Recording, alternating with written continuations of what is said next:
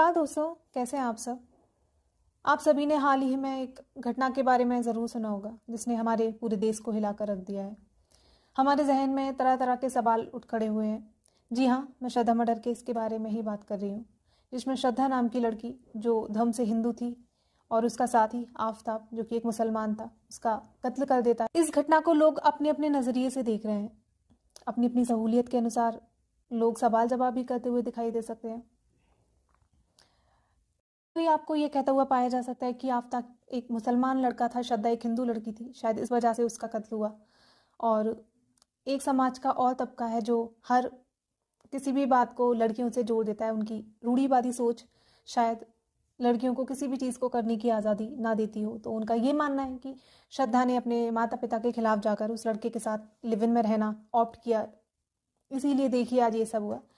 देखिए, दिक्कत मुझे नहीं लगता इन दोनों में से भी कोई सी है। इस बात का ताल्लुक ना इस चीज़ से रखता है कि आफ्ताब एक मुसलमान था, ना ही इस चीज़ से रखता है कि श्रद्धा ने अपनी जिद में आके या फिर अपने माता पिता का कहा ना मान के उस लड़के के साथ रहने लगी थी। प्रॉब्लम ना कहीं और ही है। इस चीज़ को मैंने कुछ अलग अलग एंगल से समझने की कोशिश करी है, शायद आप लोगों में से बहुत सारे मेरे से एग्री करें। पहली चीज़ आती है dating, so called dating app. ये हमारी युवा पीढ़ी को बहुत ही ज़्यादा आकर्षित कर रहा है। आज की जनरेशन जो है, लोग यहाँ आते ही इस मेंटेलिटी के साथ हैं कि उन्हें एक पार्टनर चाहिए।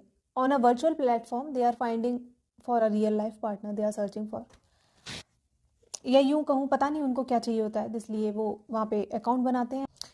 डेटिंग ऐप पर आप एक इंसान से मिल रहे हैं जिसको आप नहीं जानते, पता नहीं वो कहाँ से है और आप कहाँ से हैं। दो लोग जिनके अलग बैकग्राउंड, अलग पर्सनैलिटी, सब कुछ अलग, और आपको एकदम से प्यार हो जाता है। बहुत ही, मुझे तो ये चीज़ अनरियलिस्टिक लगती है, पर आज की जो हमारी जनरेशन है वो इसमें बिलीव भी करती है। बिलीव ही नहीं, इस चीज़ को वो जीने भी लगे। तो और आप इतना ही नहीं, इतना भरोसा कर रहे हैं आप उस इंसान पे कि आप उसके साथ रहने लगे। ठीक है, हो जाता है, मैं मानूंगी, लेकिन कुछ चीज़ें ना, कुछ एग्जाम्पल्स ऐसे निकल के आते हैं जो आपको आगाह करते हैं कि ऐसा ना करें। तो मैं यही कहूँगी, अगर आप डेटिंग ऐप्स को यूज़ कर रहे हैं सो प्लीज़ ना करें, या हो सके तो लिमिटेड रहें। अब चीज़ें जब तक एंटरटेनमेंट रहती हैं तब तक ठीक है, वरना जब चीज़ें सर पे हावी हो जाएं, हमारी ज़िंदगी में उथल पुथल मचाने लगें, तो कोई फ़ायदा नहीं है। कुछ ट्रेंड ऐसे होते हैं ना जिनसे हम दूर ही रहें तो बेहतर है। हर ट्रेंड की रेस में भागना ठीक नहीं होता। आपको कोई भी ट्रेंड चल रहा है, कुछ भी काम करने से पहले उसके प्रोज एंड कॉन्स दोनों अगर आप जान लेना तो बेहतर है। तो शायद चीज़ें अगर ख़राब भी होंगी तो आपको पहले से उन चीज़ का एक्सपेक्टेशंस आप रखते होंगे। तो कुछ भी करें, मेरा मानना है कि एक समझदारी और समझ सूझबूझ के साथ कदम बढ़ाते हुए आगे आता है। हमारा नेक्स्ट आता है हमारा फ्रीडम एंड इंडिपेंडेंसी। देखिए, मैं तो ये मानूंगी कि इसका जेंडर से कोई लेना देना नहीं है। लोगों का ये मानना है कि लड़कियां अपने तरीके से थोड़ा जीने क्या लगती हैं, थोड़ी सी अपनी इच्छाओं को जाहिर करने लगती हैं, तो लोग कहने लगते हैं कि वेस्टर्न इन्फ्लुएंस आ रहा है और बहुत ज़्यादा। और गांव में तो मैं कहूँ, गांव का कल्चर ऐसा है जहाँ पे एक वर्ड में मैं बोलूँ बिगड़ने लगी है या बाहरी हो गई है, ऐसा कहा जाता है। देखिए, हर इंडिपेंडेंस की और फ्रीडम, लिबर्टी, इस चीज़ की ज़रूरत सबको होती है। उसका जेंडर से तो मेरा नहीं मानना कोई मतलब है। लेकिन वेस्टर्न इन्फ्लुएंस में आके कुछ भी चीज़ें करना बेताल्लुक, आपको शायद उनकी ज़रूरत भी नहीं है, लेकिन आप देख रहे हैं ना आपके आसपास बहुत सारे लोग कर रहे हैं, तो आप भी, जैसा ही मैं एग्जांपल एक लिव इन का है, शायद कुछ लोगों को उसकी ज़रूरत पड़ती होगी और वो रहते होंगे, ठीक है, लेकिन आपको कोई ज़रूरत भी नहीं है उस चीज़ की कि आपको लिव इन में रहना है ही है, और तब भी आप कर रहे हैं just because you want to look cool ना। कि मैंने अपने आसपास ही ऐसे बहुत सारे लोग देखे हैं, कुछ ऐसी चीज़ें करके वो बहुत ही ज़्यादा अपने आप को कूल महसूस करते हैं कि हम मॉडर्न हैं, अपने आप को मॉडर्न दिखाने के लिए। उसी का चीज़ का एक एग्जांपल है। मैं ये नहीं कह रही हूँ बिल्कुल भी कि लिव इन में रहना, मैं उस चीज़ को बहुत ही डिग्रेड कर रही हूँ या फिर गलत तरीके से देख रही हूँ। देखिए, ऐसा नहीं है, कुछ भी चीज़ को करने से पहले ना उसके फ़ायदे और नुकसान दोनों जान लें तो बेहतर है। आप किसी चीज़ में कदम रख रहे हैं, कोई एक कदम आगे बढ़ा रहे हैं, बहुत बड़ा फैसला ले रहे हैं, तो ये भी सोच लें कि अगर it not gonna work out तो इसका नुकसान भी क्या हो सकता है। तो अगर आप समझदारी के साथ पहले से ही जानते हैं कि नुकसान फ़ायदे दोनों, उसके बाद कदम रख रहे हैं, तो कोई दिक्कत नहीं है, आप बिल्कुल चूज़ कर सकते हैं। लेकिन फ्रीडम और लिबर्टी के नाम पे फालतू की चीज़ों में ना पड़े। कभी कभी ना कुछ बंदे से हम पर लगाई जाए, वो बहुत ज़रूरी है। एक बेहतर इंसान अगर आप बनना चाहते हैं ना, तो उसके लिए वो कहते हैं ना, एक खुला जानवर और एक बंधा जानवर, दोनों में फ़र्क होता है। आप इंसान ही हैं क्योंकि आपके ऊपर समाज की बंदिशें लगी हुई हैं।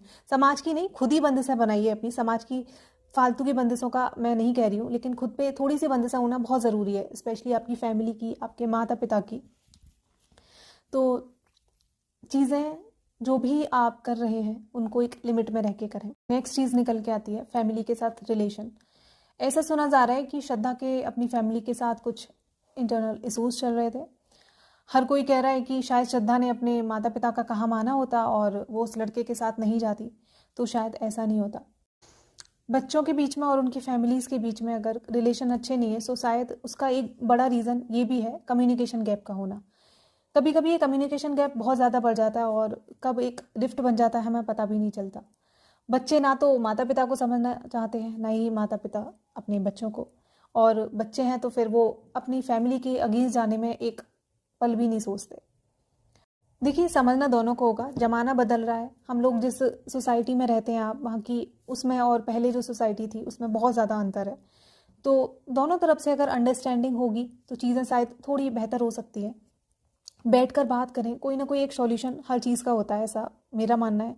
सॉल्यूशन को निकालें। अगर चीज़ें नहीं भी होती हैं इसमें तो डेफिनेटली शायद एक कोई खुश ना हो, तब भी परिवार अगर बच्चों का साथ ना छोड़े और बच्चे भी कभी ऐसा ना सोचें कि उनका फैमिली अब नहीं है उनके साथ और वो बिल्कुल अकेले पड़ चुके हैं। इस सिचुएशन में क्या होता है ना कि जब घर से सपोर्ट नहीं मिलता या फिर घर से प्यार नहीं मिल रहा होता है बच्चों को, तो वो उस प्यार को बाहर तलाशने की कोशिश करते हैं। शायद ये कमज़ोरी जब किसी और इंसान को पता चलती है और वो उस चीज़ का फ़ायदा उठा लेता है।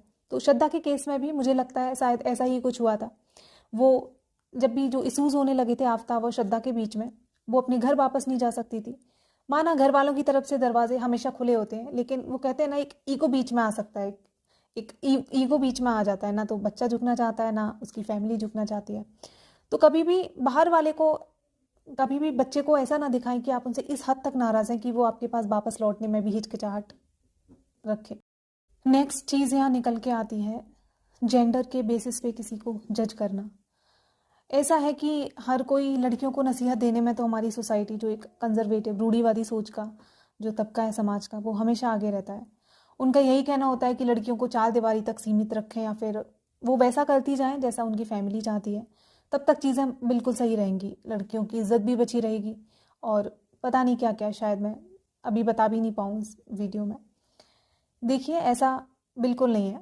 माना कि थोड़ा सोच के कदम रखें, लेकिन उस चीज़ का जेंडर से तो कोई मतलब नहीं लगता मुझे। जब घर में एक बेटी पैदा होती है ना, तो तभी से हम उसको सिखाना शुरू कर देते हैं या बताना शुरू कर देते हैं कि आप लड़की हो। शायद आपने भी अपने घरों में सुना होगा कि किसी भी चीज़ के लिए टोका जाता है तो आपसे यही कहा जाता है ना कि लड़की है ऐसा मत करें, लड़की हो के ऐसा कर रही हो। आप एक लड़की हैं तो आपको हर दिन ये बताया जाएगा you have to dress up like this, आपसे किस से बात करनी है, किससे नहीं करनी है। लेकिन जो चीज़ें असल में बतानी चाहिए, समझानी चाहिए, जो हमारी अपब्रिंगिंग का हिस्सा होनी चाहिए, वो नहीं है।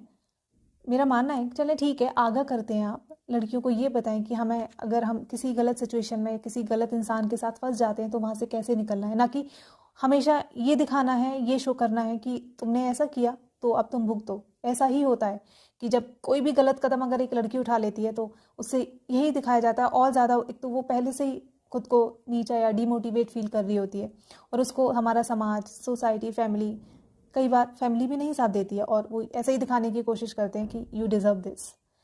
और अगर वही सेम गलती लड़का करता है, हमारे समाज की ना एक विचारधारा ऐसी बन चुकी है कि लड़के तो होते ही खराब है। मतलब वो कहते हैं ना कि एक आग कहीं लगी हुई है, वहाँ से आपको खुद को बचाना है, क्योंकि वो तो आग है, उसका काम है जलाना, पर वो आग है, उसका काम जलाना है। लेकिन यहाँ जेंडर में ऐसा कुछ भी नहीं आता।